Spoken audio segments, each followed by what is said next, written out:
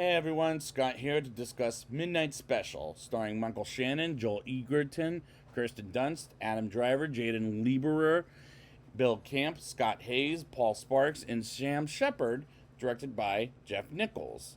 Now, I have seen this movie before, and I have to admit, I had to go a couple of times in the theater because I fell asleep the first time and didn't know what was happening. But then I remembered going back the second time and thinking, being all confused. And why is this movie confusing? Let's get into it and find out. Two guys on the run: Roy, played by Michael Shannon, and Lucas, played by Joel Egerton, have a kid named Alton, played by Jaden Lieberer, whom I reviewed a couple of times in the two recent It films, as well as Get Knives Out. But before I saw this, I saw him in St. Vincent as they take him out of a hotel, and someone calls the authorities to catch them while the authorities have an idea on where Roy and Lucas are at. They get off the grid and Alton, and they go in the middle of nowhere, and they're on the TV as we meet Calvin Meyer, played by Sam Shepard, as well as Doak, played by Bill Camp, whom I've seen and reviewed him in a ton of stuff, like Lincoln, Birdman, and The Killing of a Sacred Deer. And they have a press conference in the town school while the FBI comes in for Alton's reasons, as well as the NSA agent Paul Sevier. I don't know if I'm saying that right, please forgive me. And he's played by Adam Driver, as I'm going to call him Sevier for the rest of the show. And are these good characters? Yes. And who do I relate with the most? Roy, Lucas, and Alton, as their arcs work the best as they try to get Alton back to a planet, I should say, or his planet. Lucas causes an accident, and a state trooper arrives and recognizes the getaway car from the TV, as Lucas doesn't want to shoot the state trooper. The state trooper does something stupid, like try to be the hero, and Lucas has no choice but to shoot him down, and they get away. And some of this movie is kind of dark, so it's hard for me to see and comment about the cinematography, but it's a fine-looking movie, in my opinion.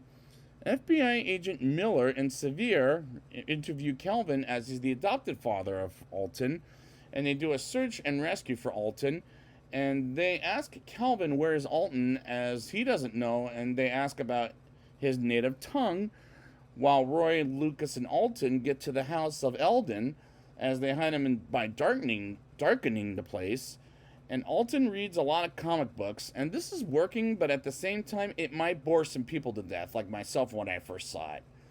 I fell asleep to death because it was so boring, but it kind of improves on repeat viewings, and I'll say kind of because it's not the greatest movie ever made, I'll say.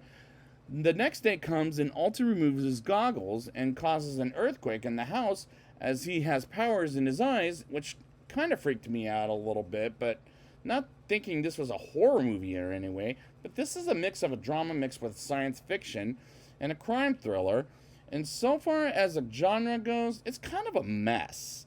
And this is Jeff Nichols's and is this Jeff Nichols's best film? Absolutely not. The FBI takes people who've seen Alton, Roy, and Lucas to a place where they can find Alton, and Alton eats at the dinner table.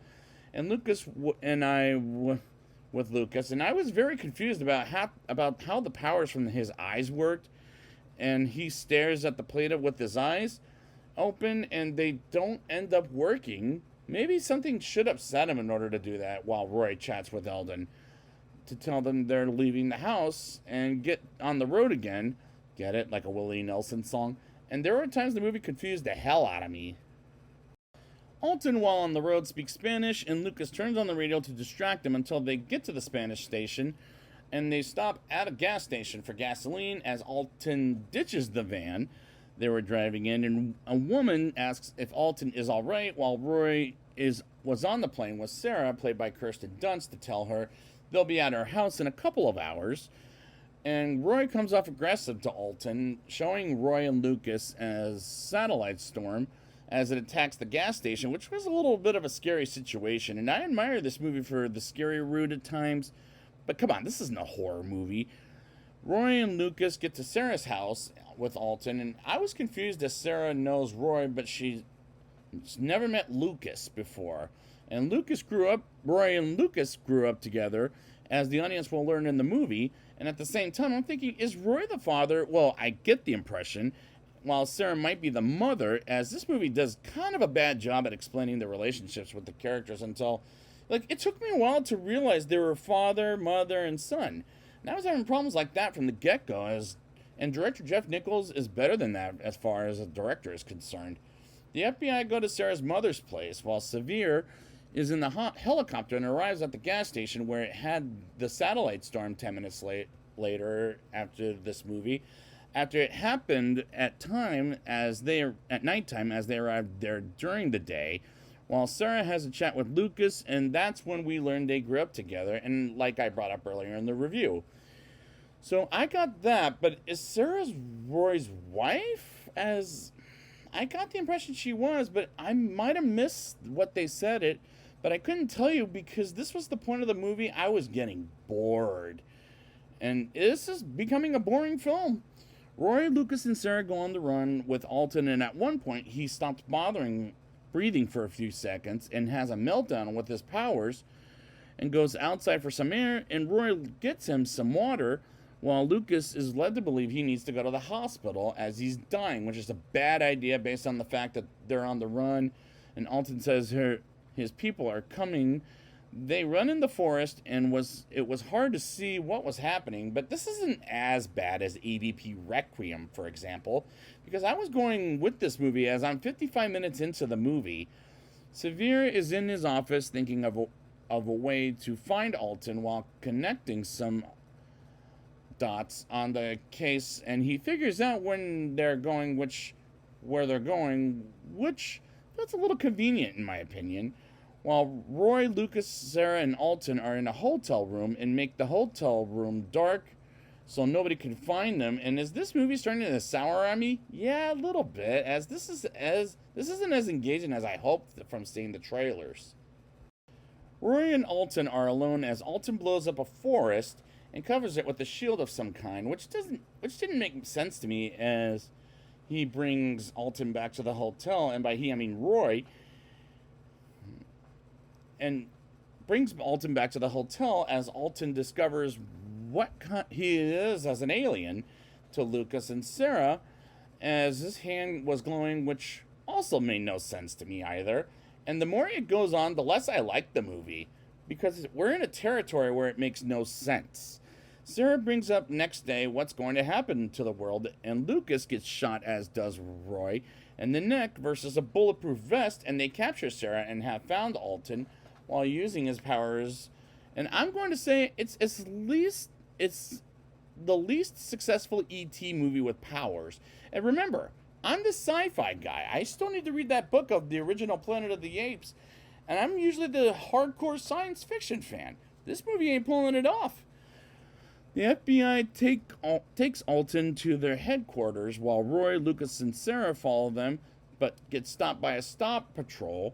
While the FBI gets away, and Lucas get stitched up by Sarah while thinking about how they're going to get Alton back, and the FBI and the NSA, as well as the military and Sevier, interrogate Alton, and he asks to talk to Paul Sevier, I don't know, something like that, only with nobody else in the room, and I could barely hear the dialogue in many of these scenes. And this movie is as Alton gets Sevier in the room after he stands up and tells them more about himself, and the room gets him out of their custody, which was weird to me, and I don't get what in the hell is going on.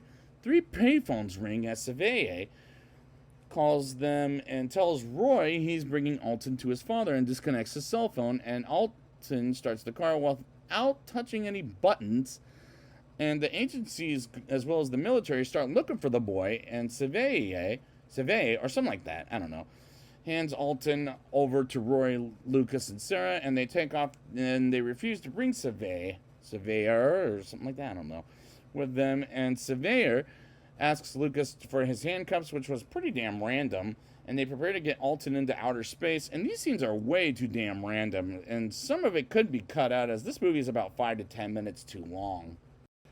They get to where Alton needs to be at in order for him to get off Earth, and they take a different route, and the military prepares to fire at them as they come towards them and get stopped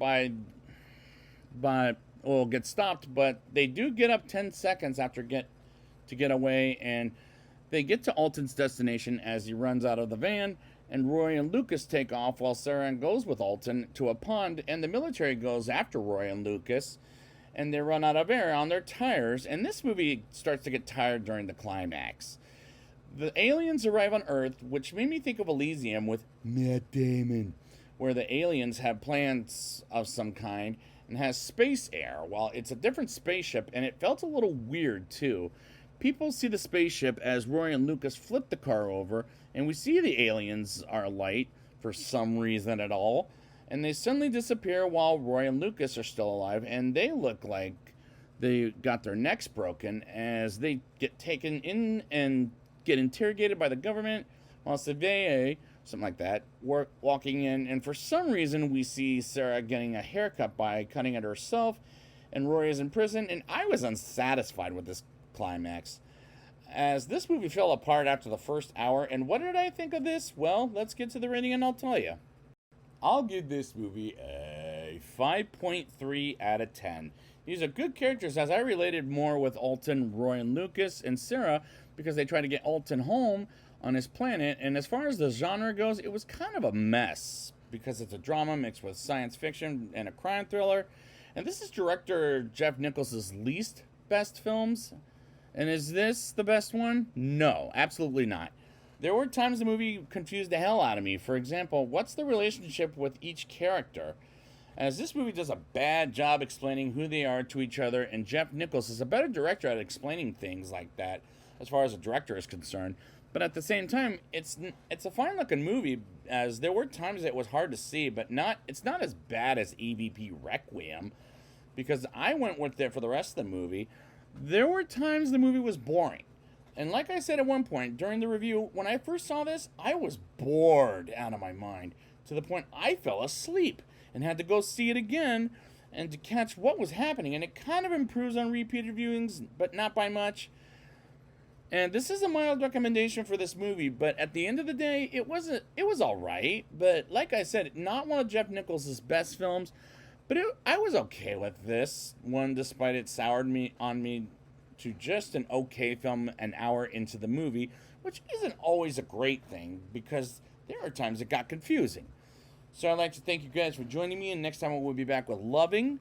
And until next time, let's send the boy back to outer space.